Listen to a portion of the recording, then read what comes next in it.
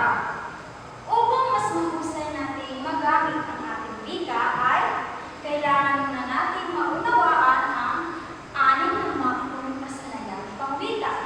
Ito ay ang una ang pakikinig, pagsasalita, pagbabasa, pagsusulat, panunood, at ang panghuli ay ang pananaliksik.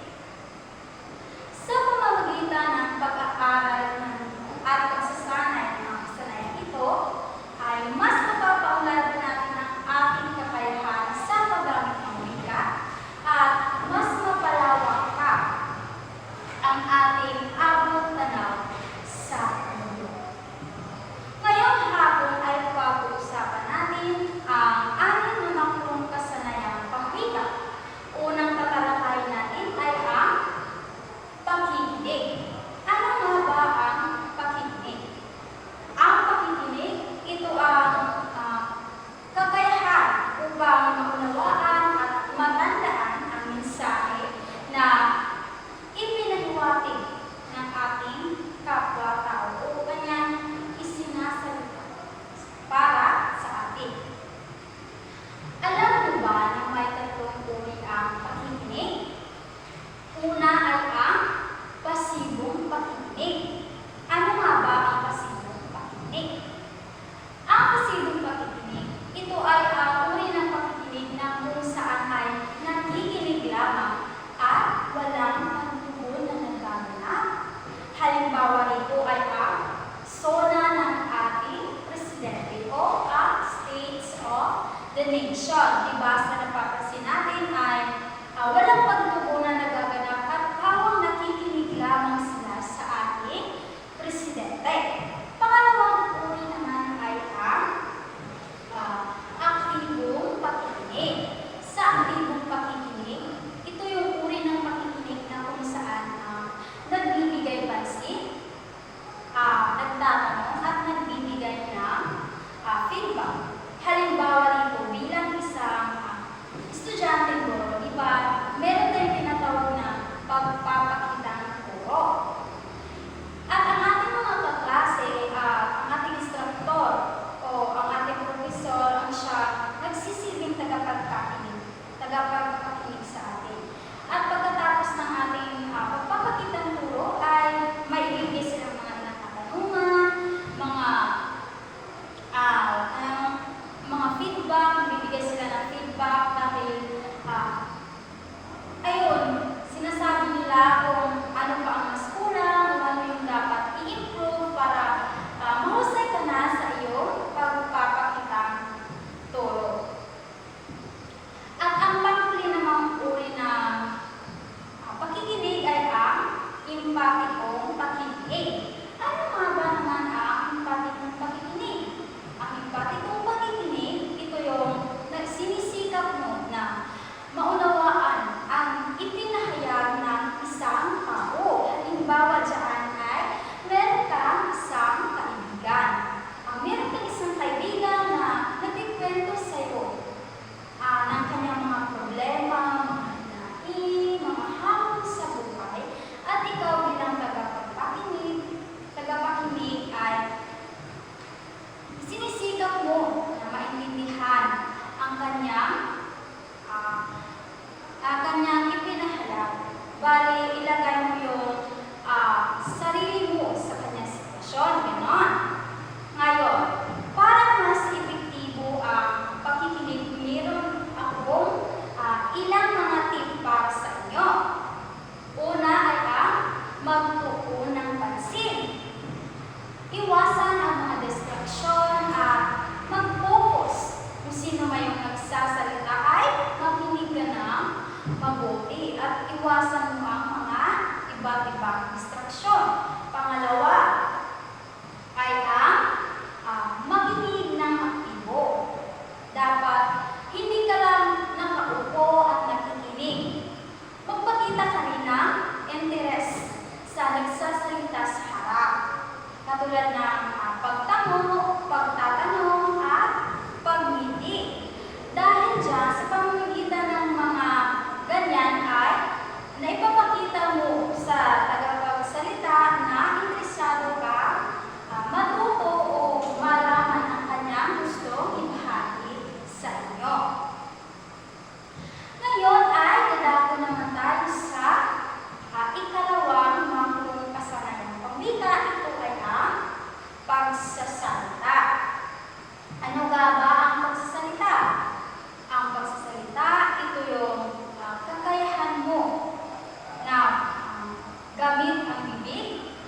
upang ipahayag ang iyong mga ideya at damdamin. Alam niyo ba na sa pagsasalita ay meron dito mga uri? Una ang informatibong pagsasalita. Pag sinasabi natin informatibong pagsasalita, ito yung may nagsasalita sa harap at puro impormasyon at may katotohanan ng kanyang ibinahagi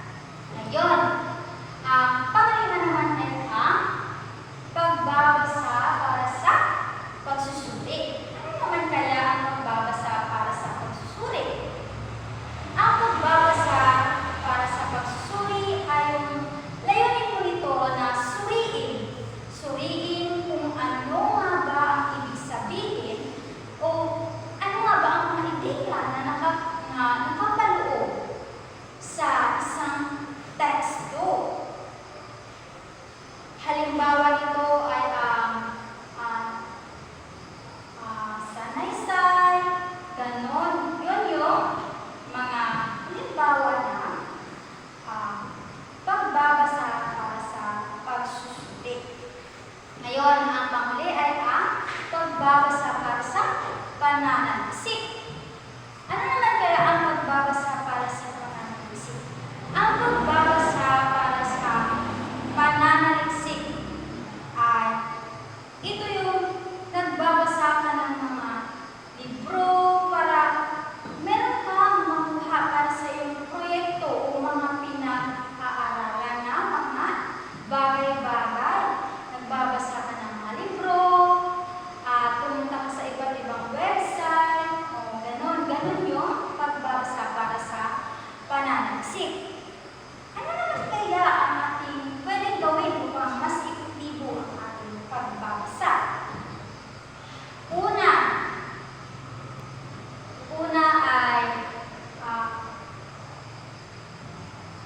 mong gagawin ay maghanap ka ng lugar na kung saan ay tahimik. Dahil kapag tahimik ang lugar o tahimik ang iyong kinaroroonan at ikaw ay mayroong binabasa, mas madali mo maintindihan ang mga ideya na dapat mong malaman o dapat mong matutunan. Pangalawa naman ay dapat komportable ka sa iyong posisyon. Komportable ka sa kung saan ka. Kasi hindi ka komportable sa iyong lugar, kinaroroonan na kung ikaw ay nagbabasa, ay parang isa itong dahilan sa iyong distraksyon na hindi ka makapagbasa o hindi mo madaling maunawaan ang iyong binabasa dahil nga ay naiirita ka sa iyong kinaroroonan. Kaya dapat humanap ka ng lugar na mas komportable ka. Ngayon, bakit nga ba mahalaga ang pagbabasa? Mahalaga ang pagbabasa dahil dito mo isa itong pinto na nagbubukas sa imahinasyon sa mga bagong kaalaman at pag-unawa sa mundo. Ngayon ay dadako tayo sa pang-apat na uri ng makbong kasanayan. Ito ay ang pagsusulit.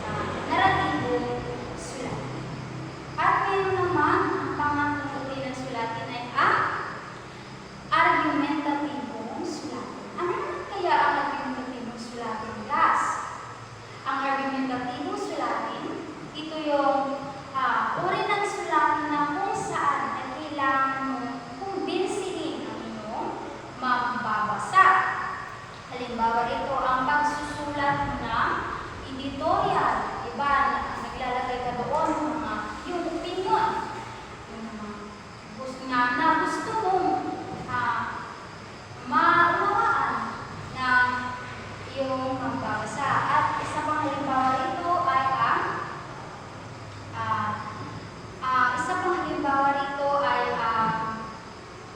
pagsusulat ng advokasya. Diba, na kung saan ay dapat mo talagang kumbinsihin ang iyong tagapakinig. Okay. Ngayon, meron tayo dito ilang proseso ng pagsulat. Una, ang pre-writing. Ano naman kaya ang pre-writing? Ang pre-writing, ito yung nagpaplano ka pa lang kung ano ang iyong paksa sa iyong sulatin. Doon mo na mag-iisip ka kung ano nga ba ang dapat mong ilagay na paksa. Pangalawa ay ang drafting. Ano naman kaya ang drafting? Ang drafting, ito yung nagsusulat ka na ng talata. Pinagsusunod mo na yung mga ideya ng iyong sulatin. Pangatlo ay ang revising. Ano naman ang revising? Ang revising ay ito yung sinusuri ng tagasulat kung ano nga ba ang dapat pang baguhin. Ngayon ay sa editing ng ano nga ba editing? Dito, tinitignan ng manunulat kung ano o kung may mga mali ba sa gramatikal, sa baybay, at sa batas. At ang panghuli ay ang publishing. Ano naman kaya ang publishing, class? Ang publishing ay dito mo na ibabahagi ang iyong nasulat na sulatin. Ngayon, bakit naman kaya mahalaga ang pagsusulat? Mahalaga ang pagsusulat dahil naipapahayag natin ang ating damdamin, kung tayo ba ay masaya, kung tayo ba ay malungkot. Naipapahayag natin ang maayos dahil sinusulat natin ito. At ang pagsulat din ay isa din ito nagkakapagpalawak ng ating kaalaman na maging malikhain sa pagsulat. Naiintindihan lang ba? Ngayon ay dadako naman tayo sa limang makro kasanayan. Ito ay uri na pasensya. Ito ay ang panunood. Ano naman kaya ang panunood? Ang panunood, ito yung paggamit ng dalawang mata upang makakita ng mga kaalaman, makakita ng mga imahe sa paligid. Meron tayo uri ng panunood. Una ay ang panunood para sa libangan.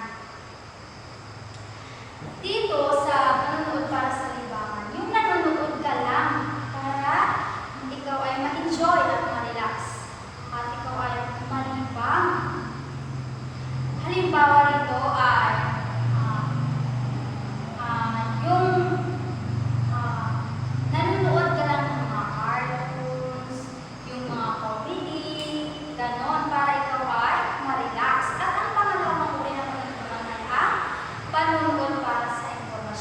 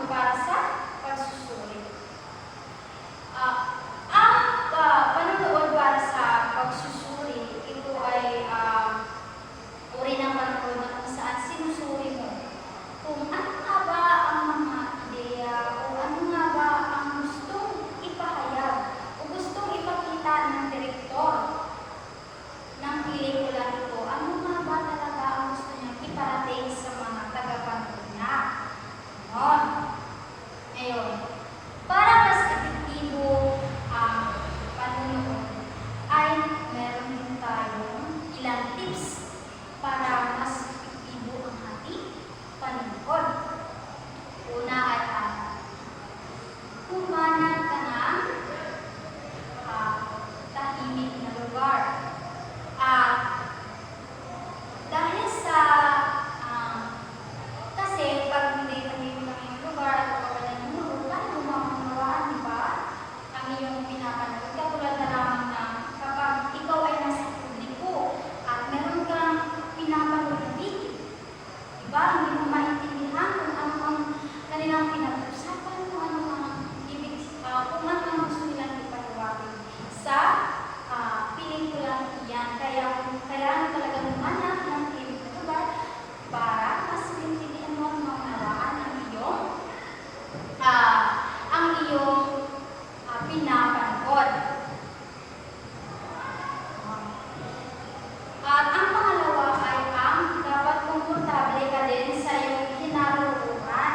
Kapag kasi ikaw ay nanonood at wala ka sa komportableng posisyon o hindi ka sa komportableng lugar, diba parang hindi ka makapag-focus sa panonood at hindi mo maunawaan kung ano nga ba talaga ang ipinahiwatig ng pelikulang iyan o ano kaya ng mga klase-klaseng mga video. Bakit nga ba naman mahalaga ang panonood? Mahalaga ang panonood dahil mas mapalawak pa ang ating kakayahan sa pagkilala sa mga bagay-bagay na dapat nating malaman. Ngayon ay pupunta naman tayo sa ating panghuling uri ng mga kasanayan. Ito ay ang pananalisik. Ano naman kaya ang pananalisik? Ang pananalisik, ito ay yung pangangalap ng mga datos, pangangalap ng mga impormasyon para sa isang proyekto o para sa isang pag-aaral. Ngayon, meron tayong tatlong uri ng pananalisik. Una, ito ay ang kwalitatibong pananalisik. Ano kaya ang kwalitatibong